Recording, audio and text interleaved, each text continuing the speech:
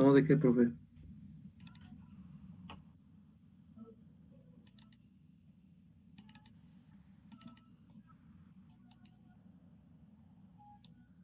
Bien.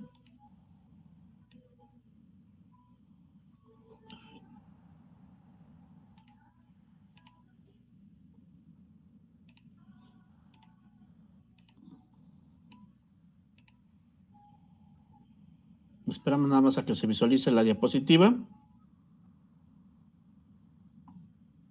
Bien. Vamos entonces directamente a la etapa contractual. Bien. Vimos entonces lo que es un hecho jurídico y un acto jurídico. Ese hecho jurídico es aquel acontecimiento en donde no interviene ya sea la naturaleza o no la voluntad de las personas, pero se genera una consecuencia de derecho. Ejemplo, un hecho de tránsito. Dos vehículos llegan a tener un alcance de, en este caso, se provoca un percance de un hecho de tránsito. No se tenía la intención de que se chocara un carro con el otro, sino fue por las circunstancias del tránsito. Entonces, ahí está un hecho jurídico. El acto jurídico, en este caso, es aquel en donde interviene la conciencia o la voluntad de las personas para generar ese cambio en su estado natural. Ejemplo, yo quiero un gansito, voy con el señor de la tienda y le digo, deme un gansito. Él automáticamente me va a decir, son 10 pesos. ¿Quieres el gansito? Son 10 pesos. O creo que andan ahora en 2, ya no recuerdo bien. Entonces, yo le pago la cantidad que me pide por ese producto y a mí me entrega el producto. Eso es un contrato de compra-venta. Ambas partes estuvimos de acuerdo en realizar una obligación, la entrega de un producto y la entrega de una cantidad de dinero. Bien. Para elaborar un contrato, jóvenes, primero debemos de tener la certeza que esa persona que va a contratar con nosotros va a realizar la manifestación de su voluntad. Es decir, nos tiene que dar su consentimiento. En su caso de ustedes, el UCAT organizó el grupo de legislación en informática y les dijo, este va a ser el maestro Sergio Ríos Guadarrama, va a ser su maestro en la materia de legislación en informática. Bien, ¿y ese quién es? ¿Es el ingeniero? ¿Es el arquitecto? ¿Es el licenciado? ¿O simplemente es el ciudadano Sergio Ríos? ¿Quién es él? En este caso, la clase se dio sin un acuerdo de voluntades, pero como ustedes tienen una determinación de prestación de servicios educativos entre UCAD y ustedes y yo de impartir clases para UCAD, se hace esa integración del acuerdo de voluntades. El alumno está en la voluntad de recibir las clases y el maestro la obligación de impartir la cátedra en la materia de legislación en informática. De ahí deriva el consentimiento y la voluntad. Ambas partes estamos de acuerdo en reunirnos en un salón, uno para recibir la educación en materia de legislación en informática y los otros para que puedan impartirla y evaluar el conocimiento que se proporciona en esta materia. Ahora, el consentimiento, jóvenes, es uno de los elementos más importantes en la relación civil. Por eso, lo que ustedes tienen que verificar es que ese consentimiento se dé de forma libre. No es como ir al cine y decirle, a ver, ¿tú qué quieres ver? Ah, pues yo quiero ver una película de acción. No, yo quiero ver guerra, muerte, sangre. Pero lo que tú quieras. Cuando nosotros decimos lo que tú quieras, estamos en esa manifestación de sujetarnos a la condición que nos quieran imponer. Caso contrario a cuando decimos, yo quiero ver muerte, sangre, yo estoy expresando mi voluntad. Esa voluntad tiene que ser expresada de forma libre.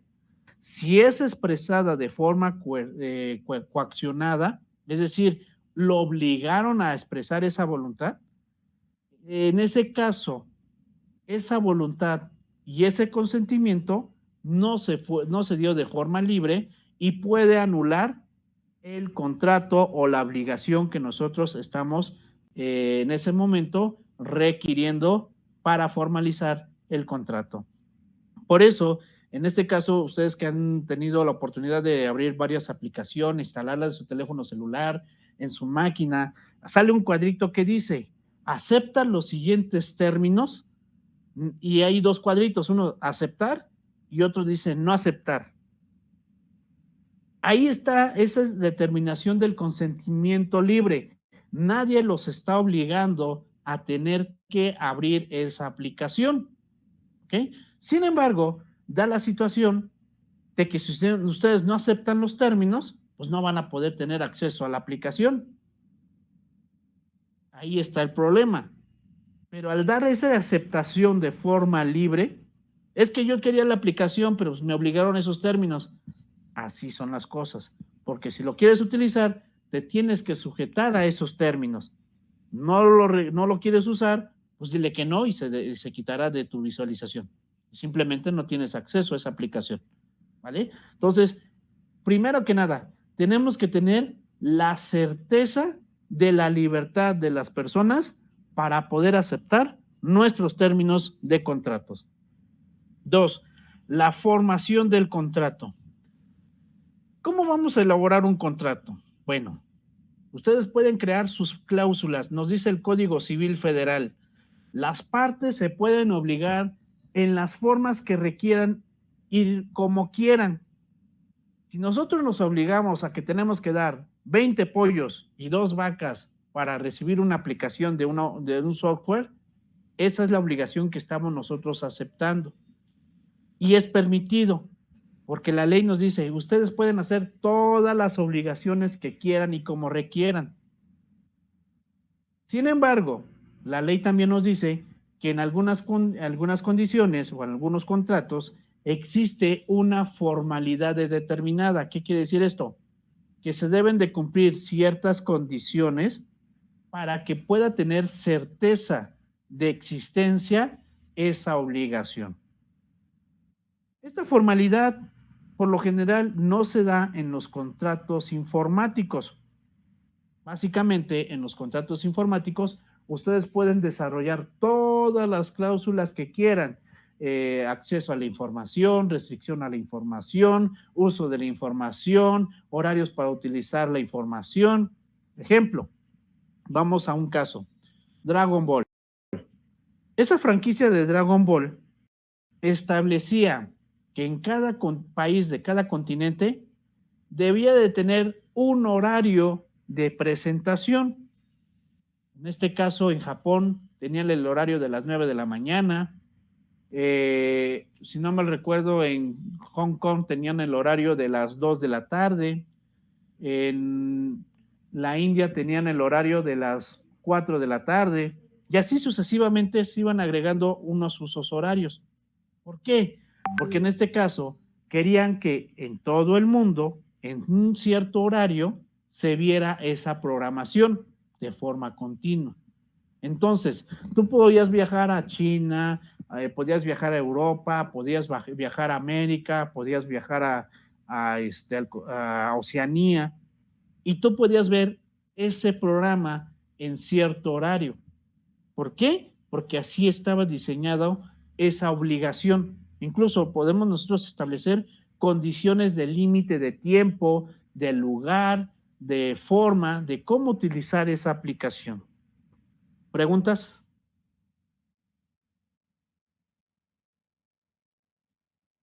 ¿Ninguna? No, profe. Bien.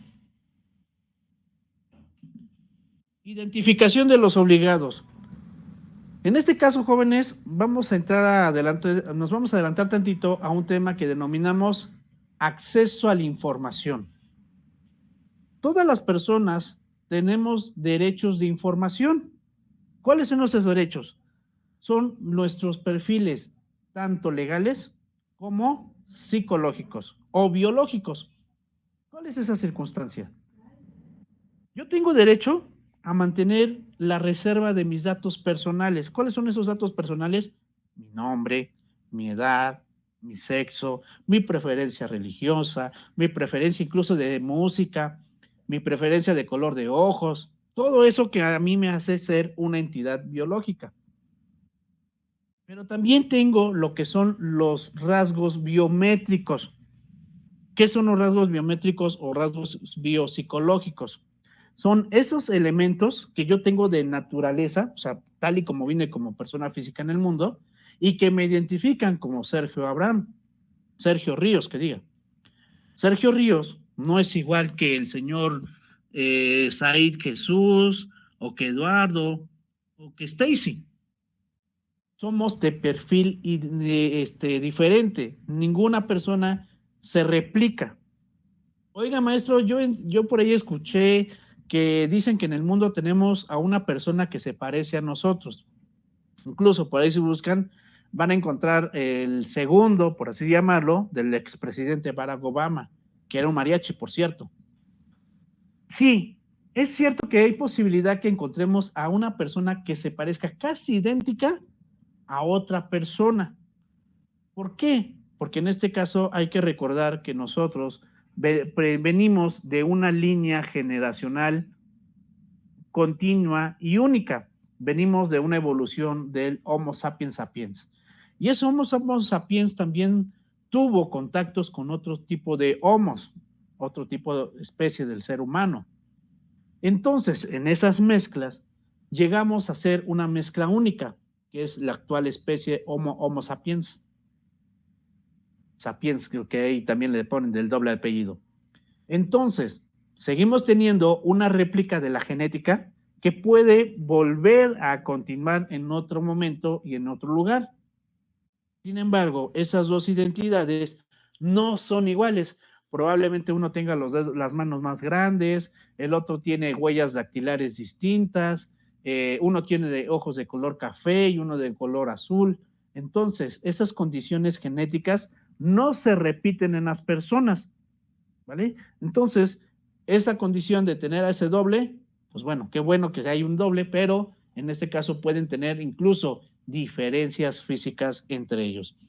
Aquí lo importante, jóvenes, es que la persona dé acceso a sus datos personales de forma libre también, que no sea coactiva. En este caso, muchas veces las aplicaciones dicen, ponga su edad, y si no quiero ponerla, es nuestra decisión, pero en este caso ustedes también pueden determinar que si la persona no proporciona su edad, pues bueno, en este caso está en una situación de no cumplir con las condiciones del contrato.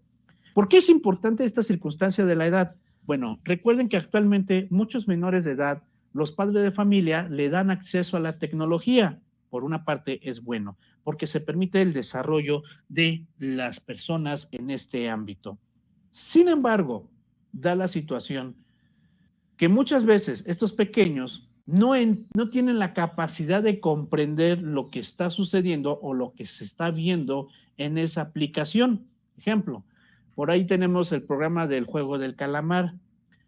Muchos se replica que dicen, es solamente un video. No, porque también como está construido basado en colores y elementos que pueden influir en los menores, la temática dirigida en esa serie puede alterar el perfil educativo del menor.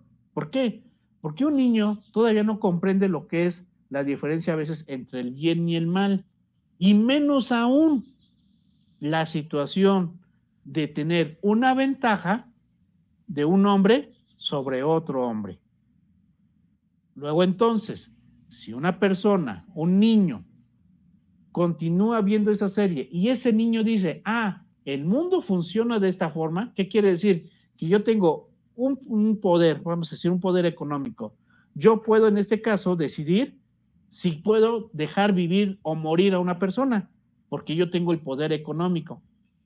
Y entonces estaríamos tergiversando su realidad, porque la realidad no es igual a la de las series. Aquí en la realidad tenemos hambre, tenemos calor, tenemos frío, tenemos alegrías, tenemos tristezas, porque así es la entidad humana, está llena de emociones. Y si dejamos que una personita de esas edades construya su realidad bajo esas condiciones, estaríamos alterando su perfil. En el día de mañana, siendo un adulto, va a tener esa condición de que yo puedo hacer lo que yo quiera porque tengo la disposición de hacerlo y no hay nadie que me pueda limitar en ese ejercicio, ¿vale? Entonces, es muy peligroso ese tipo de situaciones. Pero, en fin, en este caso, la identificación de los obligados es un elemento que también podremos indicar en nuestro contrato. La autenticación del documento. En este caso, jóvenes, nosotros podemos establecer algún tipo de candado o forma de verificar que ese documento que nosotros estamos creando o estamos presentando, en su caso, tiene la certeza de ser elaborado por el autor.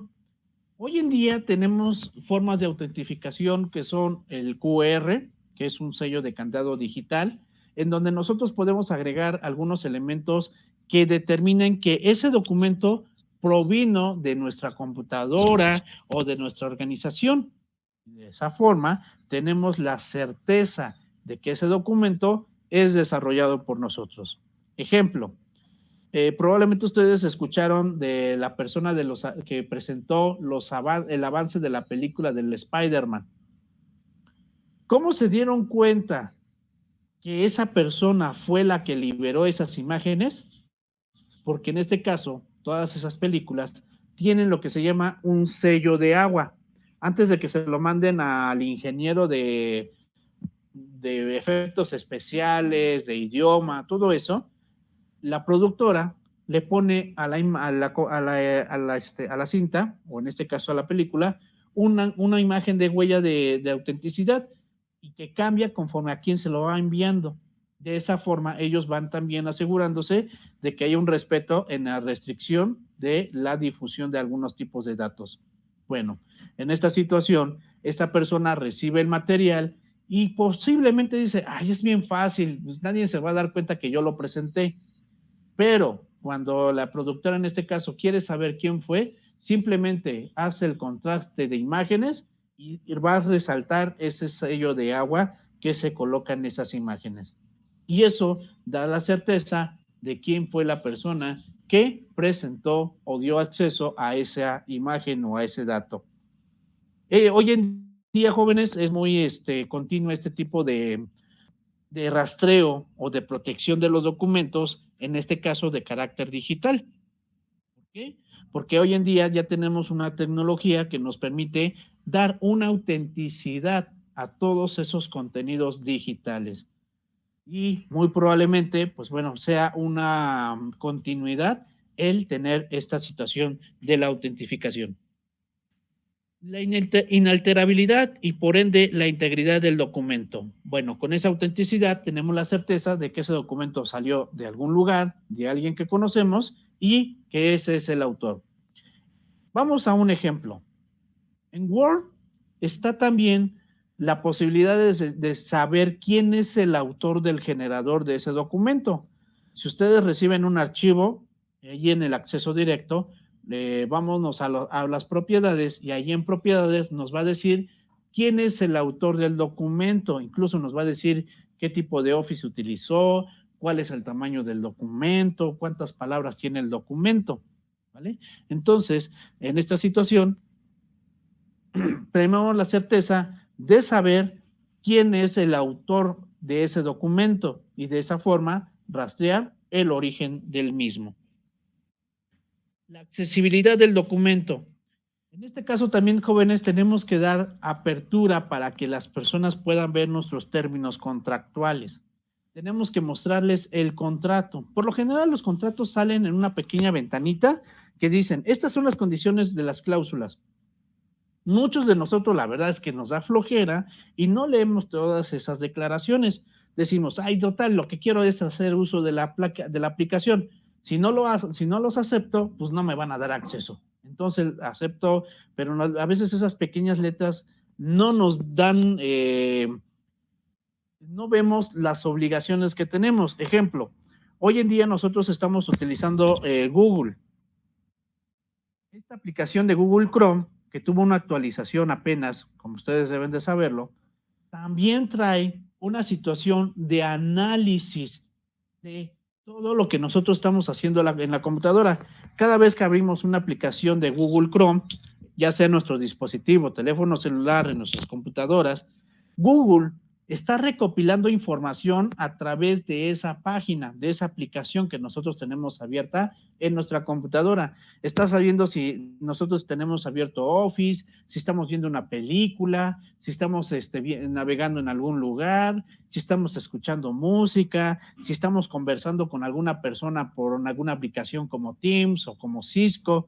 Toda esa información la está recopilando Google Chrome. ¿Y cómo es que yo di mi autorización?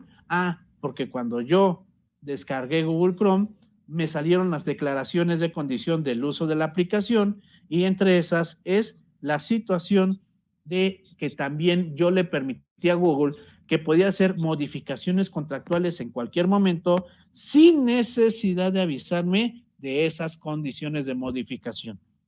Entonces, pues bueno, ustedes ya saben, podemos ir y desactivar ese modo de rastreo y ya no van a poder estar rejuntando nuestra información, que en este caso es de cómo estamos utilizando nuestra computadora o nuestro teléfono. Pero en este caso tenemos que darle acceso a las personas de esas declaraciones. La debida confidencialidad del documento.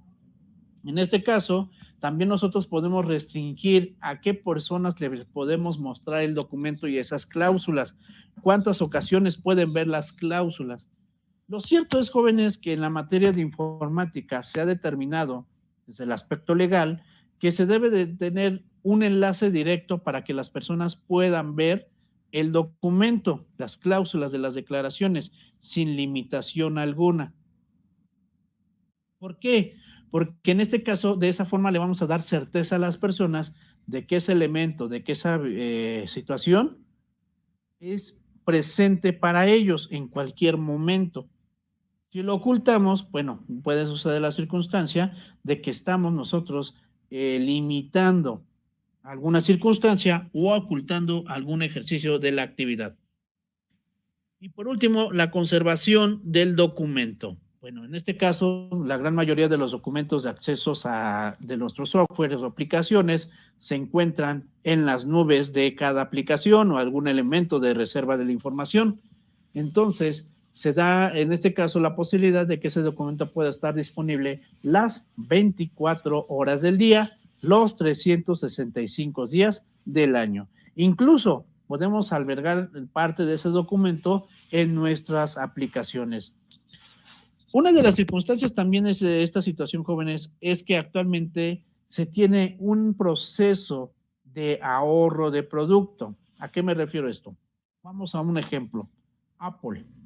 Cuando ustedes compran un aparato Apple, que viene en su cajita original, no encuentran ningún otro elemento más que un elemento de cómo acceder de forma directa a usar su equipo y una descripción de dónde se encuentran los demás documentos, guías y contratos de uso del software y hardware. ¿Por qué? Aquí Apple dice, es que las personas no requieren tener tantos papeles, ¿para qué le vamos a agregar el contrato, el menú? Total, si compró el producto, pues es porque quiere usarlo, si no, no lo hubiera comprado. Entonces, ellos son de la estrategia de mercadotecnia de usar menos documentos, pero mantenerlos en preservación en la red. Así la persona cuando quiera leer el documento simplemente accede directamente a través de un acceso de la aplicación, accede directamente a ese documento que está en la red y ahí lo puede visualizar cuantas veces quiera y como lo requiera. Entonces, esa es la boga que se está utilizando actualmente, jóvenes, que todos esos contratos se vayan y estén alojados en un elemento de Internet. ¿Preguntas?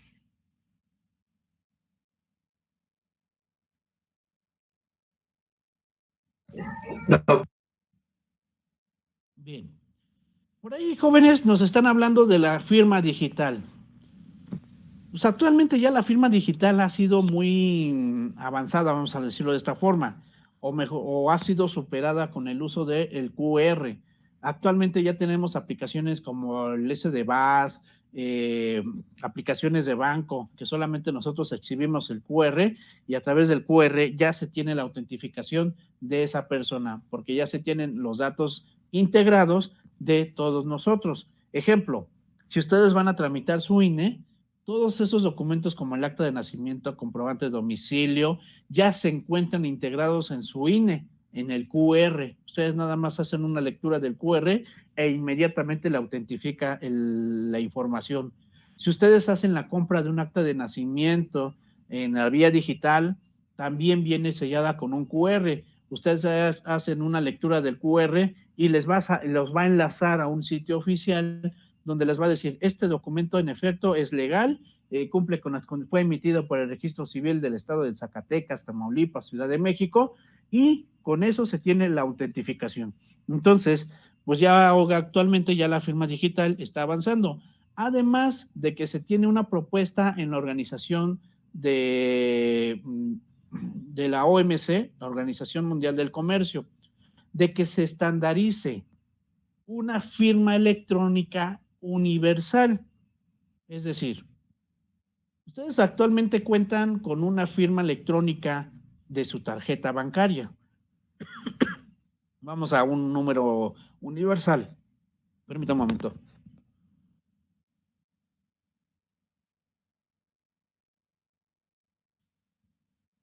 La firma electrónica universal es 4 unos digitalizados, o 4 ceros. Bueno, lo que se está buscando actualmente en el comercio internacional es que todas las personas que tengan una cuenta bancaria, ese número sea de carácter universal. ¿Qué quiere decir esto? Ese número que tú utilizas aquí en México para tu cuenta bancaria, lo puedas utilizar en Rusia, en Japón, en Grecia, en la India, y que ninguna otra persona tenga o replique ese número. Es decir, el número de cuenta de NIP de Sergio Ríos, el 4 unos, es exclusivamente de Sergio. Y en todo el mundo, solamente Sergio puede utilizar ese número.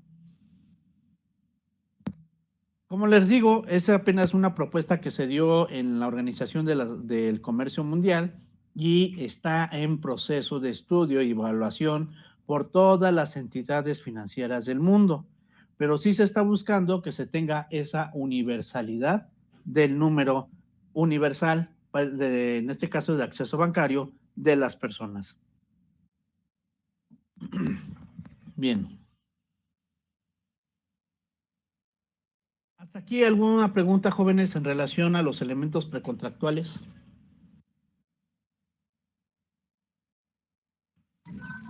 No, profe. ¿Ninguna? Profesor, ¿nos podría pasar ese archivo? Este archivo yo lo voy a subir en la plataforma de Blackboard. El día de hoy estamos terminando la unidad 1 y yo estaría subiendo este archivo en el transcurso de la semana para ustedes, por favor. ¿Blackboard o Classroom, una disculpa, Classroom. Me confundí. Una disculpa, por favor. No se preocupe, profe. Entonces, en Classroom yo les voy a subir este material. Gracias, profe. No, al contrario. Bien. Pues entonces, jóvenes, ya terminamos lo que es la unidad 1. Y vamos a empezar la unidad 2, que es métodos de análisis para una aplicación de informática. Entonces, vamos directamente al tema. Son la 1:35. Vamos a pasar a asistencia, por favor. Hernández Perea Said. Presente, profe. Arellano Ortiz Cristian.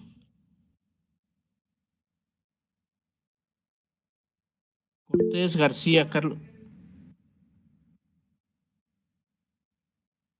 Cortés García Carlos.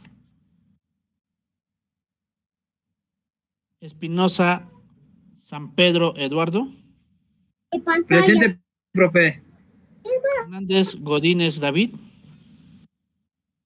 Presente, profe. Hernández Luna Marco. Hidalgo Gómez Luis. Presente. Ok, ahí nos puso la manita. Morales Madero Hermilio. Presente. Ortega Cedillo Mauricio.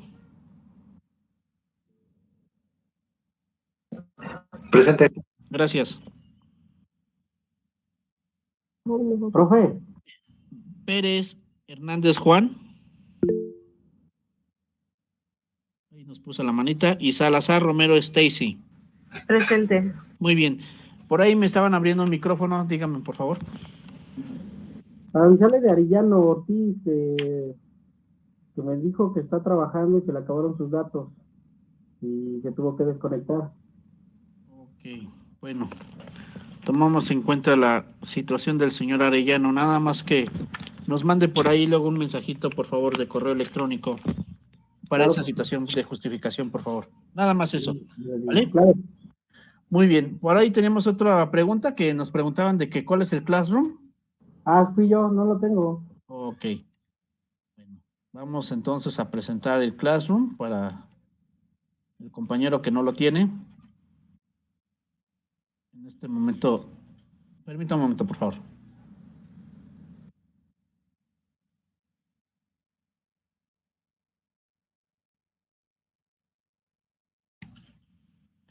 Una disculpa, jóvenes, es que hay fantasmas en la zona en que me encuentro y cómo les gustan corregir a la gente, que no deben de corregir a veces. Bueno, vamos entonces a su Classroom. Bien, le voy a copiar el enlace en el chat y en un momento le voy a proyectar la clave de acceso.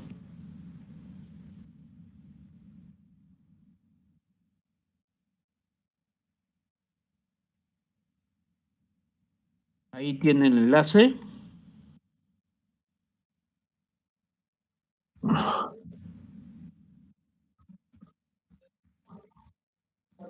Espérenme tantito porque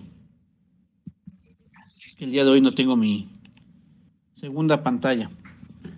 Bien, entonces ahí le estamos proyectando la clave de acceso para que pueda usted ingresar al Classroom de la materia de legislación en informática y pueda tener acceso a todo el material que estamos ahí ingresando. Y los demás también, por favor. Entonces les damos unos minutos para que puedan copiar ese material y en un momento continuamos con la clase, por favor.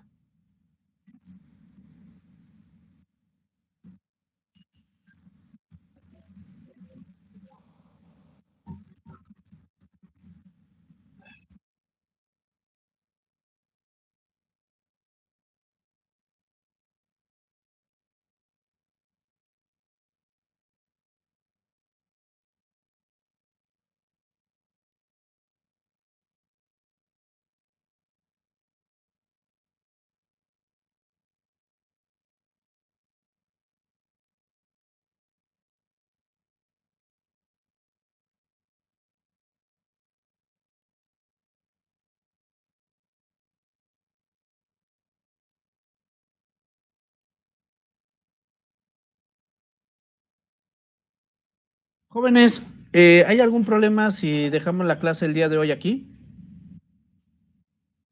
No. ¿No? Bueno, nos vemos No, el profe, siguiente sin sábado, problema. por favor, en el No, horario profe. de costumbre. Nos vemos el siguiente Gracias, sábado. profe. Gracias. Cuídese. Luego, Gracias, bonita profe. Hasta tarde. luego, buen día. Gracias. Profe. Nos vemos, profe.